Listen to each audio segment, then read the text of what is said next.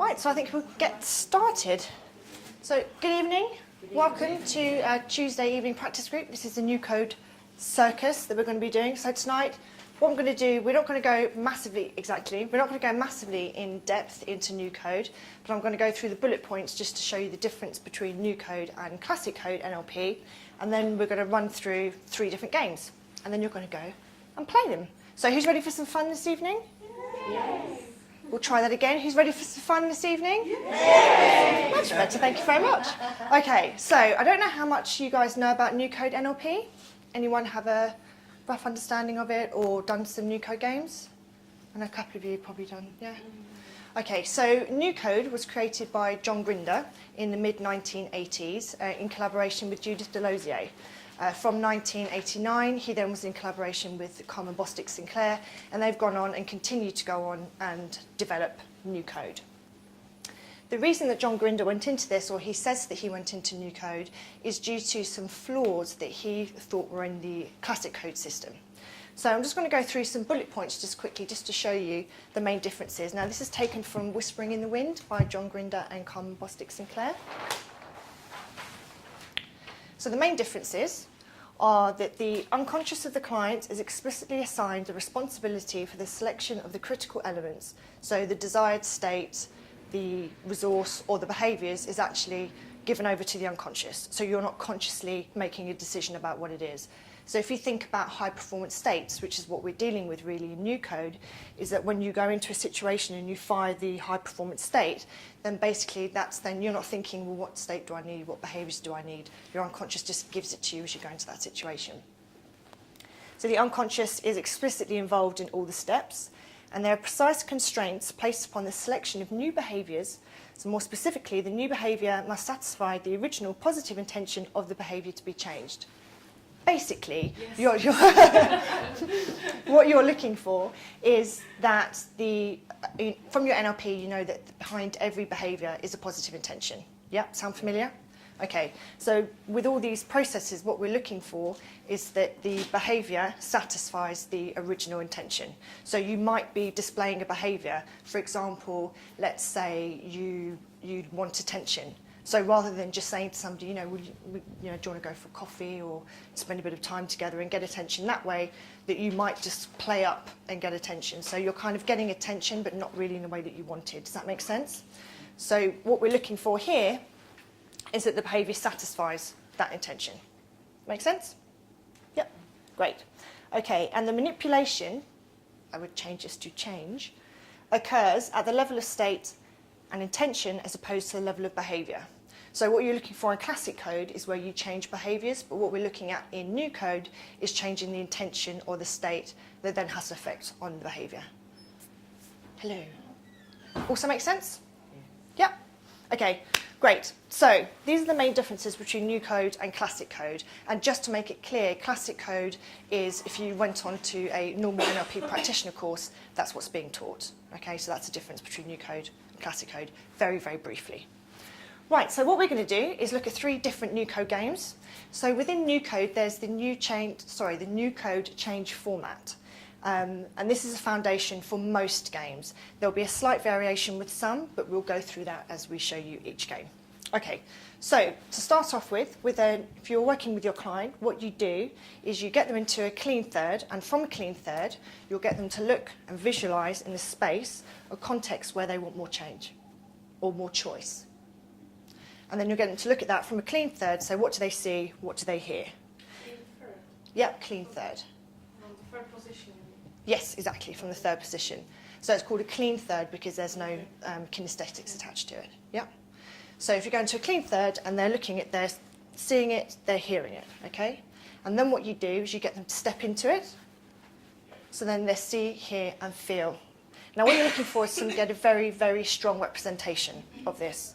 So they're in, full VAK, calibrate, they come out, shake it off, and you start to play your new code game.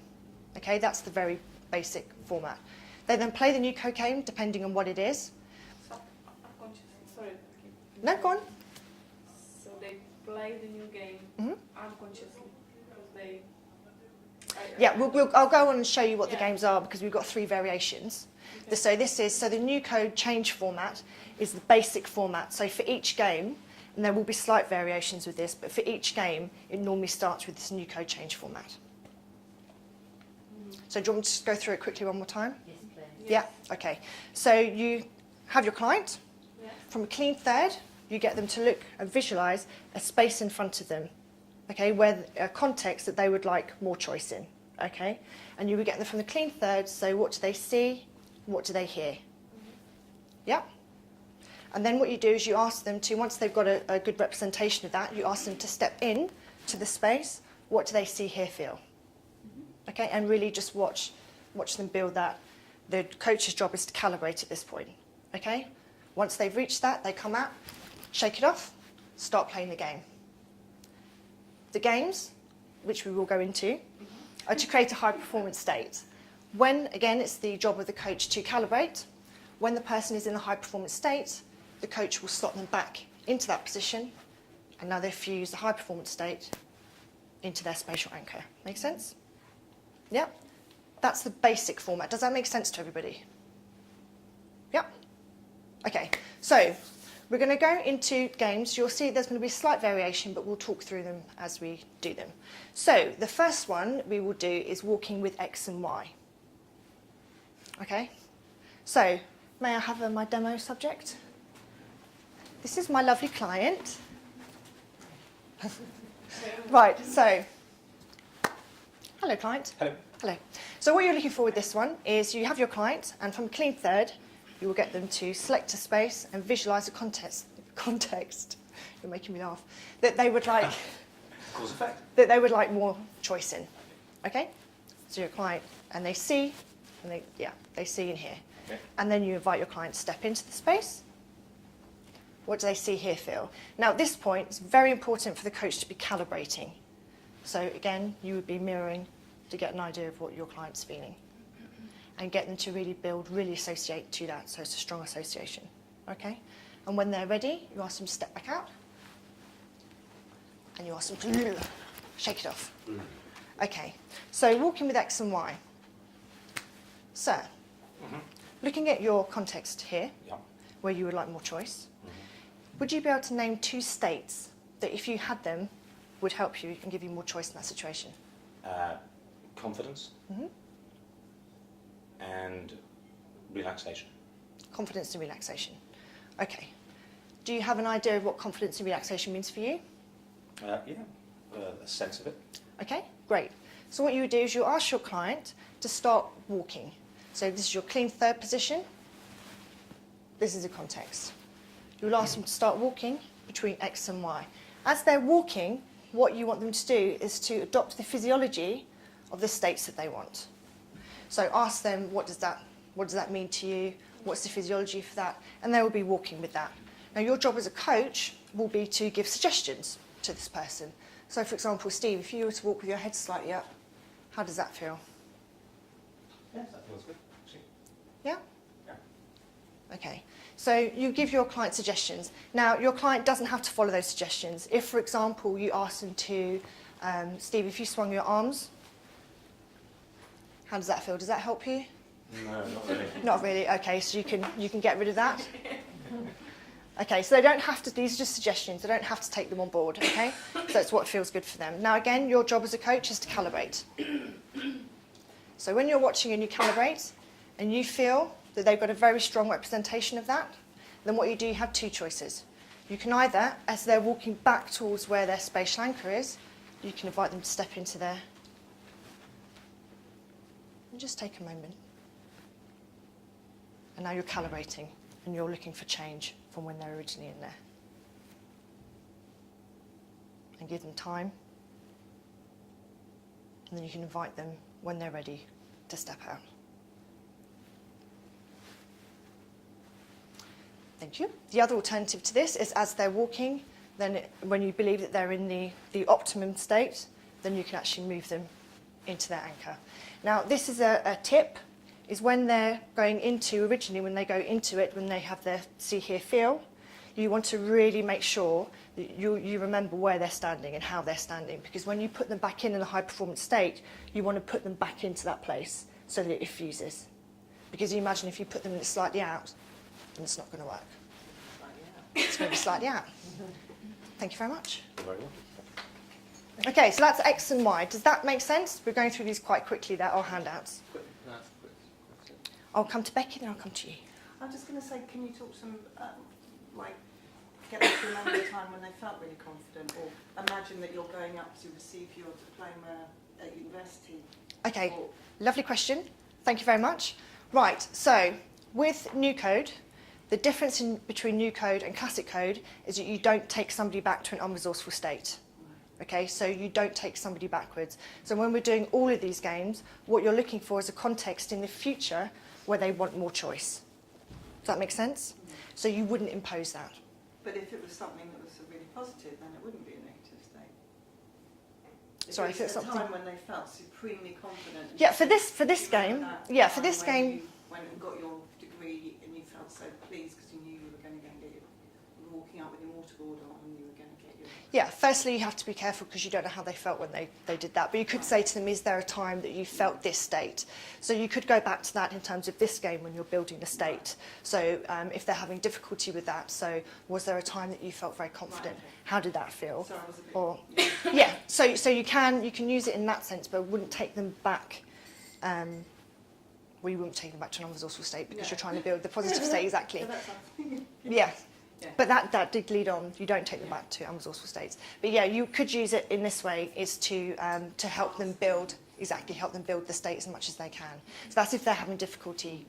Do you remember Difficult a doing time it. when you felt incredibly confident? Yeah, perfect. How you walking, what Yeah, you exactly. doing? And what would you say if What some... was the sound like, you know, what Yeah. was it like? What? Well, that's then content and I position. suppose that- To remember with walking with X and Y that you're trying things on for size, yes? Mhm. We're not going back to the emotional state, Yeah. the emotional feeling. We're trying this on and how is that affecting us? Are we getting towards, is that making us feel confident? for example? Yeah, exactly. So I wouldn't go into asking questions So about it's what not was kind of weather so like much and... about how are you feeling, but how does your body feel? Or are you standing more up by feeling like that? Yeah, so it's basically think of the mind-body being a linked system. Yeah. Yeah, and you're building the state that they want. So in this case, it was confidence and relaxation. So you're building that in. And again, if you give something and it doesn't really work for them, then they can shrug that off and let them know that they can do that as well. Yeah. And how much talking do you do as a... Sorry. Oh, yes. Sorry, Chris. I don't get you a pen and then I'll come straight back to you, I promise. How much talking do you do as a coach there? Do you let them go through the process and not interfere that much? Well, you're making suggestions to them. So you're helping them with suggestions. Hand up at the back. I throw it back to you. You're a coach. How much talking do you think you need to do? Not much. Not much. Just right questions at the right time and not much suggestions, really. Great. In coaching. Spot on. You Yeah. need to kind of ask questions that they can affirm or not affirm. Again, this is all based on your calibration. So if somebody they've got like, yeah, bang, got confidence, yeah, I know it, and they get that and that feels right, then you may not have to say very much. So you're calibrating. So if you feel that they do, is that your question? 'Cause I've got another hand up, but I don't want to shortchange you. No, my question was there any significance of the points X and Y, or is it literally just to get them walking? So X and Y refers to the states. So you have X state and you have Y state. So X could be confidence, Y could be, because they can be anything. That's why they're named X and Y, because it will be different for each person. So is it the state they're trying to move to and from? So when they're walking here, Uh-huh. and they're walking with X and Y, Uh-huh. so they're walking with the states, and they're just building them up. And as they're walking, and you're giving suggestions, and they'll be changing their physiology, and to build those states, that's what they're doing in that process. And actually, in the process of doing this, they're walking into a high performance state as well. Yeah. Can I just just on that point, it used to be called walking with grace and power. Grace and power are two state impositions. Yeah. The point of the process is walking with whatever you want to be walking with, if it's confidence or relaxation or determination, whatever it may be. You choose your states because you know what you want in that context. So walking with what states do you want? That's what we're going to be walking with. That's the X and Y. Yeah. So you're not Okay. walking between X Yeah. and Y. You're walking with. So they need Yeah. 2 states then, because it is the X and Y exercise. Yeah, so in that So example- it has to be 2. Yeah, You can so walk with X, Y, and Z if you like. Yeah. As long as they're complementary. you just might be there a little while trying to integrate all of them at the same time. Can you? You can't walk with 1, really, just X. That would be a bit... Well, do you know what? If they just feel there's one state that they really want and they really need, and that's what they want to work on, then yeah, you can be fluid with these things. Absolutely. As I say, you can do more than 2, but you could be there a while. So you could layer it as they're walking. You can see they're really confident. Right? Okay. Is that if providing the other one complements? Yeah. Do you mean as they're walking, Yeah. and you say, is there anything else that you feel that you Yeah. need? Yeah. Yeah. Perfect. So, I mean, if they're feeling confident, but they're again like all of a sudden they relax, and those 2 aren't going to really sort of go. Yeah, because they may even come up with something else as they're walking. Yeah, Yeah. exactly. Again, these are just learning the basic skills and then being fluid with it. Mm. Just to throw onto that, Judy, it's a little bit like stacking anchors. Yeah, If you're going to stack that's what I was anchors, thinking. you're stacking complementary Yeah. anchors. You Yeah. wouldn't stack Mm. anchors that don't complement. Mm. Yeah, absolutely. Yeah. So yeah, good point. So it's pretty much dependent on what you've elicited from them, that they've told you the resources that they need. Yeah. So you start off with the 2 states. So ultimately, this game is with 2 states. But yeah, you can be fluid. You can do more states if you want to. Again, because sometimes some states for people may be very, very similar. So it might be that they just add one extra thing and it takes them into another state. Does that make sense? Well, I suppose like confidence and determination. Yeah, for some people that could be very, very similar. Exactly. Yeah, and then you just layer them on.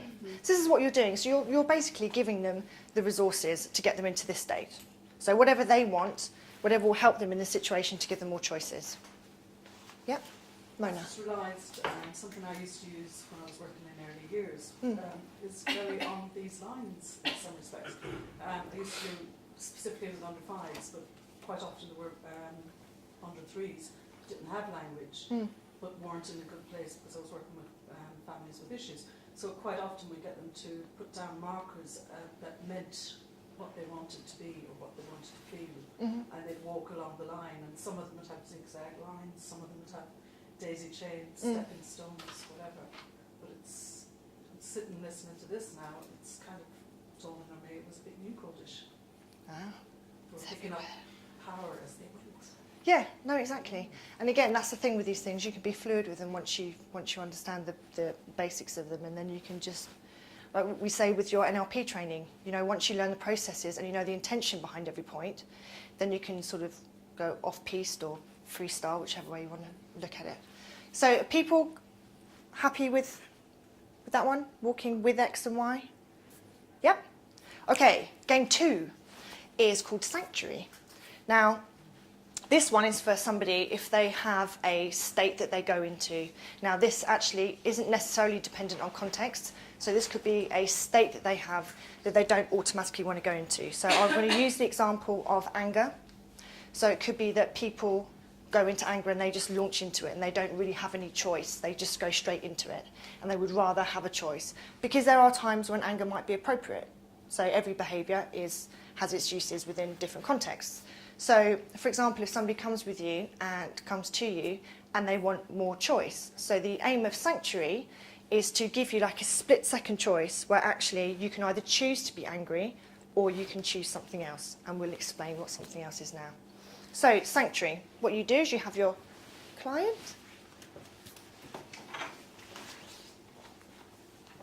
He's left his glamorous assistant dress at home this evening, unfortunately. So, so you have your client. Would you mind over here? So what you would say to your client, so again, from a clean third, what you're asking your client is to look at a situation, or look at a state that you go into and you would rather have choice of whether you go into that state or not. Okay, and I want you to see, from clean third, I want you to see and hear what that state is. And what you're looking for here is just to give them time to build a really good representation. So again, you're not looking necessarily you're actually not looking for a context in this one. You're looking for the state. So what do they look like and sound like when they're in this state? Okay, make sense? So that goes a little bit against what you said earlier, which was you don't put them back into... Okay, if we go through the process and then I'll be able to answer that one. If you still have that question at the end, I'll answer it for you.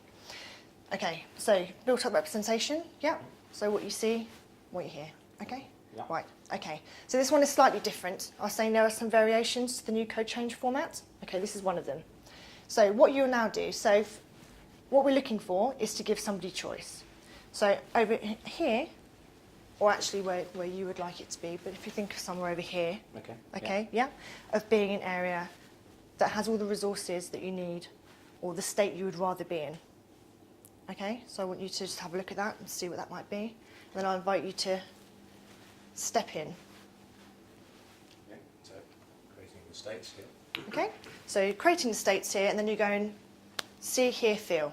Okay, and again you're calibrating. Now what you're doing here is you're actually setting an anchor. So what you want them to do is really build up the states that they'll need. Now again, talking about stacking anchors, you can have as many as you need. Basically, you're looking for a different choice. Okay, so when your client is ready, you can invite them to step back out and invite you to shake that off. Okay, all gone? Okay, all gone. So now what we're going to do is you explain to your client. So I'm going to ask you in a moment to start walking slowly towards the state that you'd like more choice in. Okay, and whenever you start to get a little bit of a feeling or any feeling connected to that, I want you to jump back in to your sanctuary. Okay. Okay?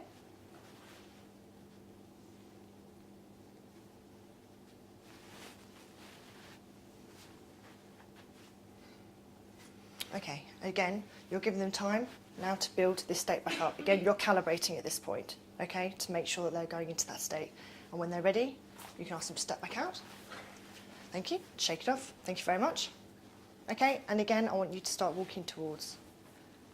And as soon as you start to feel any feeling attached to that, I want you to jump into your sanctuary.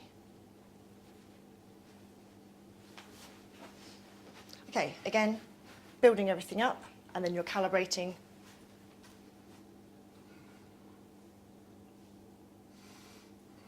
And when you feel ready, come out and make sure you shake it off. And then you do this one more time.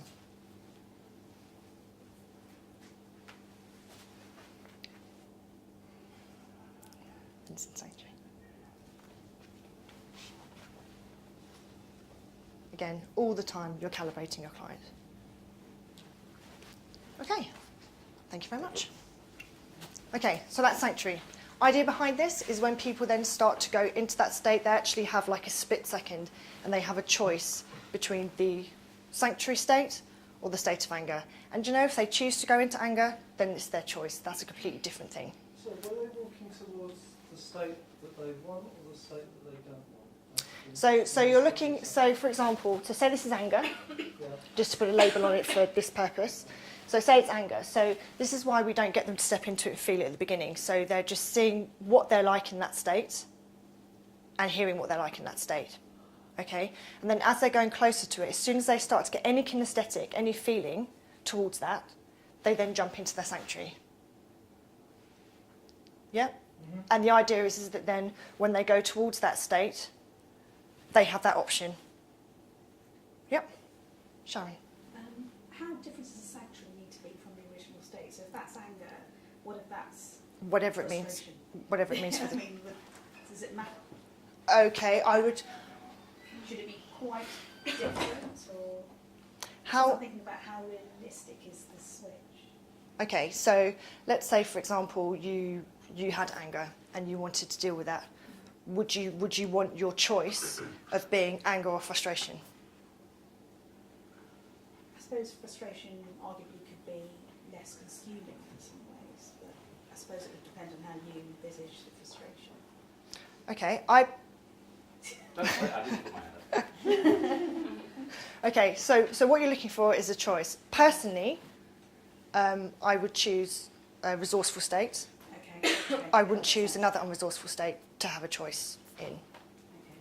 Yeah, there is a presupposition that you're going to choose a resourceful state, Yeah. Yeah. Okay. unless you're having real fun with yourself. Saying this, I'm not suggesting I am. Okay. Yeah. Yes. When you demonstrate both of them, Mhm. I know it's a demonstration, Yep. it wasn't eliciting that much, minimal, no information. This is a Benny Hill walkthrough. No, Yes. I know it's a hill, and so in when you're doing it for real, Yes. do you get your client to express what they're experiencing? Do you get them to describe it as explicitly as they can? They, So they get to feel it, think it, or... which one are we talking about, the feeling and thinking it? This Alright, one? Maybe apply it to the second one, because I've got another question to do with the unconscious. Yeah, apply it to this one here first. Okay, so So when Steve was walking towards Yeah. you, you didn't really ask him anything about where was he feeling it or what did it look like? or no, anything? because the idea with this is, as soon as you get that slight kinesthetic, you jump out. You jump out, yeah. So as soon as there's any kind of any feeling attached to that, you jump out and into your sanctuary. Because the idea is you're trying to break that. So that when you're in any situation and as you start to feel that kinesthetic, that you then jump in your mind to the other choice that you have. And then again, it's up to you whether you continue to go and you can choose anger or you can choose the other one. Okay, so that's building on the assumption that the person's really connected to themselves in a conscious way, but they'll become aware of if they have a sensation somewhere that triggers and then they move. Mm-hmm. Because I was trying to see the connection to unconsciously. Okay, so how would you feel if we were talking about anger and you started to go into anger? How would you do anger, if that makes sense? Well, what's the process you would be running? Okay, the reason why I'm asking is because everybody's anger is different. Mhm. So, and some anger is constructive to motivate us. So, Mhm. the reason I was asking about the unconscious conscious state Yeah. is because some of us are more aware of our physical states and when it starts. Okay, like so our connection to ourselves, Mhm. which is influenced by our unconscious. yeah, so this is all unconscious. Yes. So what we're doing here is exactly right. Some anger can be constructive. Yeah. This is why what we're doing is we're giving a choice. So when the person, after doing this process, and the person goes towards those feelings of anger, as soon as it starts to fire, and this is completely unconscious, as soon as that starts to fire, they will have the choice. I mean, I would suggest actually, if you wanted to, actually doing this process when we choose the ones to do, so you can actually sort of feel it and take part in it, and it might answer some of your questions. So it's as soon as you start to feel that, it actually then gives you a choice. So you can still go into anger if you want anger. This doesn't wipe out anything. This just, as soon as you start to feel that kinesthetic, jumps into it. I'd just like to add on that same point before you move on to the next question, if that's okay.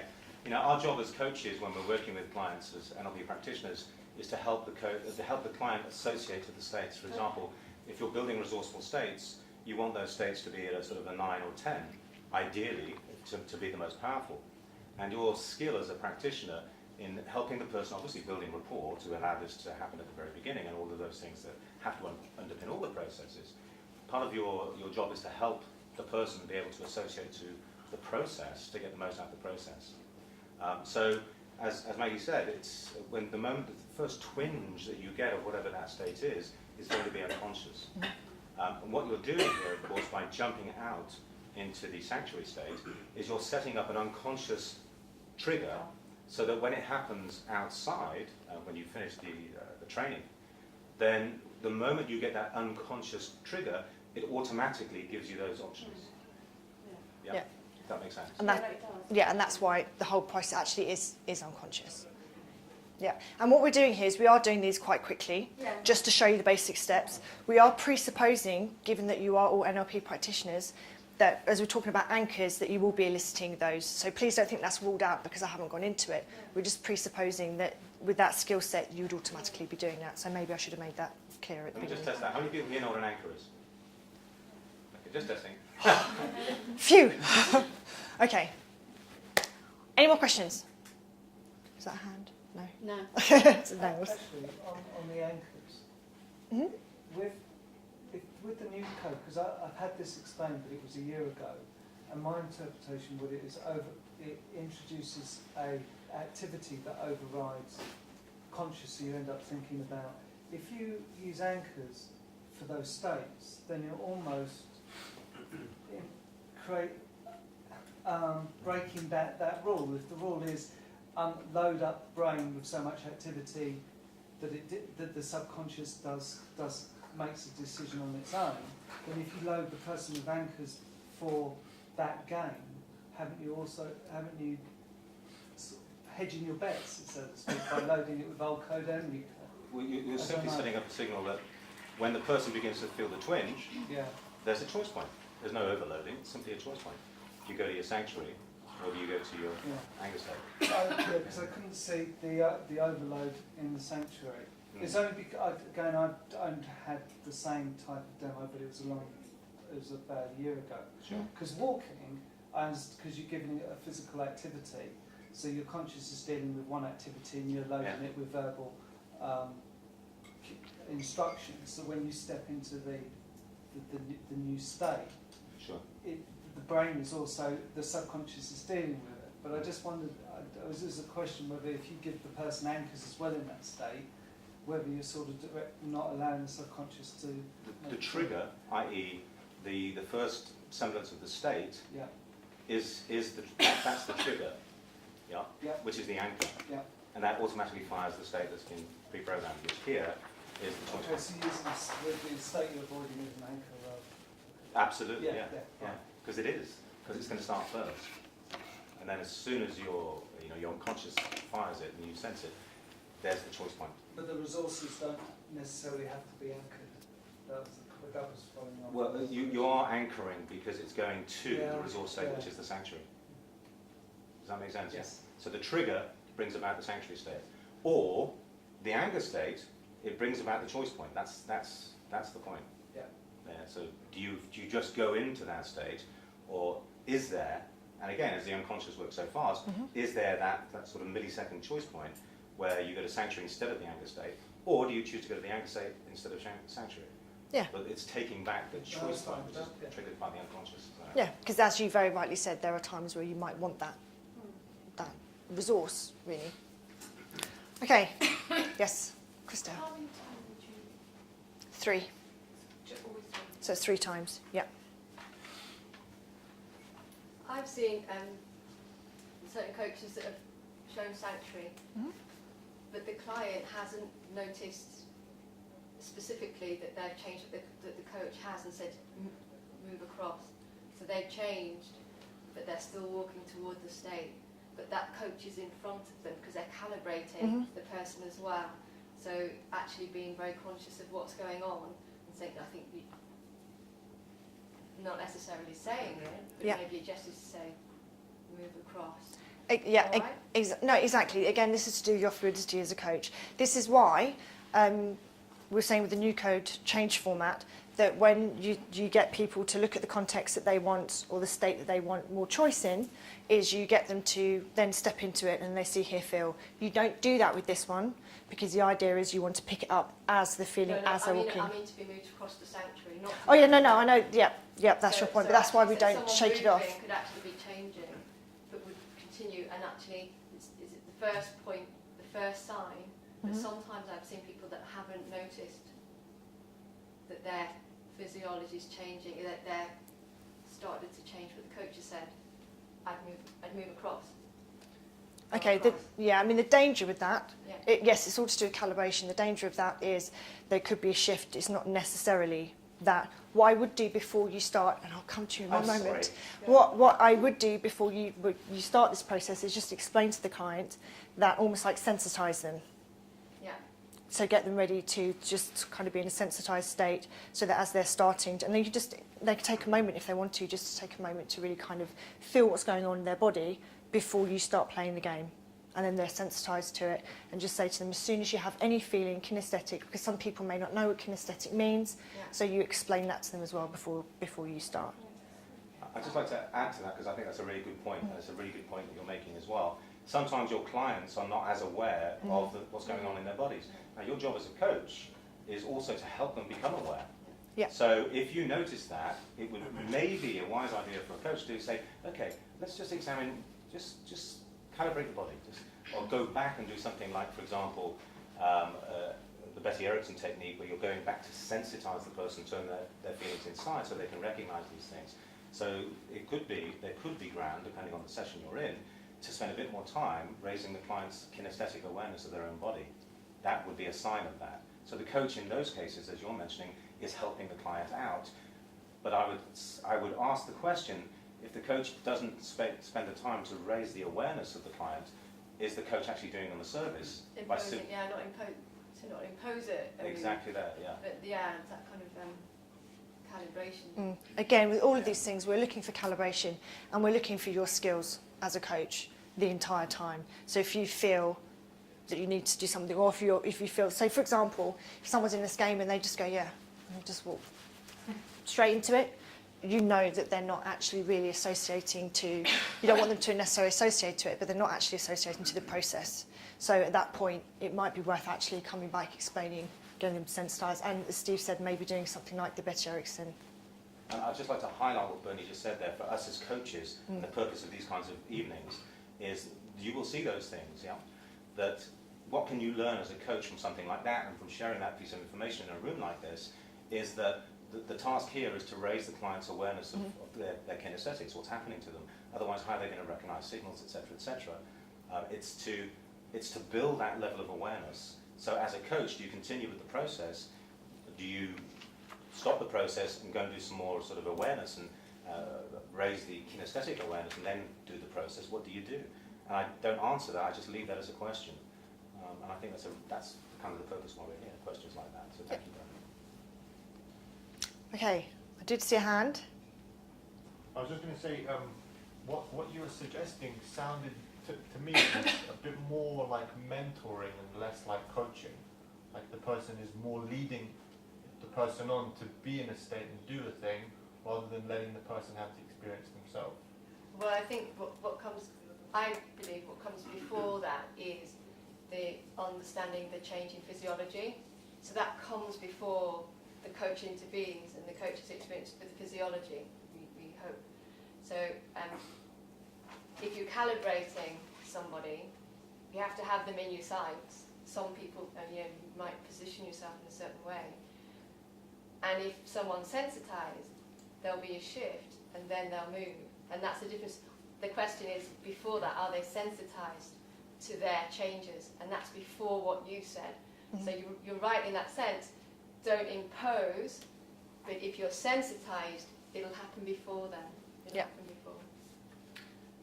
Can I just say, this is actually That's right. a job of the coach to bring awareness to the client about what they see and Yeah. And again, there is a lot of presupposition in this, because to do new code, you have to have done classic code first. So you have to have had those skills to then go on and do that. So there is a lot of presupposition here that you do have these skills and you do know these things as a coach and you know what you need to be doing and calibration. Yeah, makes sense? Okay, so ready to move on to the last one? Okay, this one involves balls. So, yay! I know, it's very exciting. And I need another demo. I have my lovely demo subject over here, but I need another one, please. It's just a quick demo, I'm not going to do anything to you. Thank you. Okay.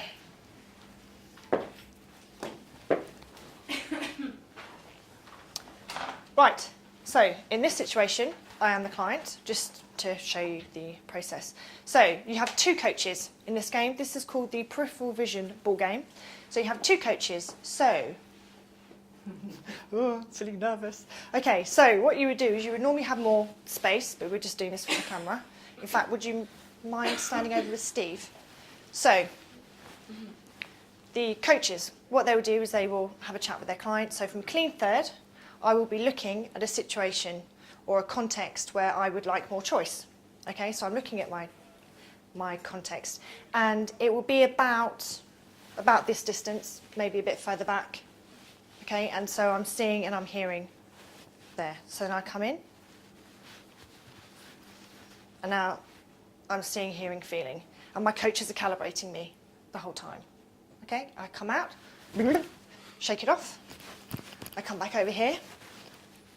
Now, what my coach is going to start doing is they're going to start throwing balls to me. So, Have you practiced? oh, let me throw it back to you, sorry. Yeah, I've practiced this and I'm really good at it. So, as we're doing this game,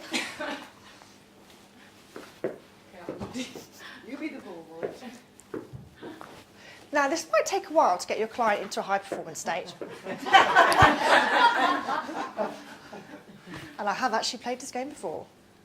Right, so as you're doing this, when your client gets really good, which might be a while, is your coaches will start slowly walking towards you. And what I should make clear, actually, because I'm laughing because I'm so rubbish at the game, so I'm going to start again. To make this game even more difficult is that the entire time your client is focusing on their context. So they're not looking at the coaches at all. So they're just focusing on their context. And the coaches will continue to throw the balls, and you throw them back. That's your mic you've just damaged. And as you're doing this, the coaches will start, when you start getting in charge of the state, and you start catching the balls, then they'll start moving towards you. And as they start moving towards you, they will start coming out and more into your peripheral vision. That way. The entire time, your client... Now, you might get some laughing if somebody's really rubbish at catching.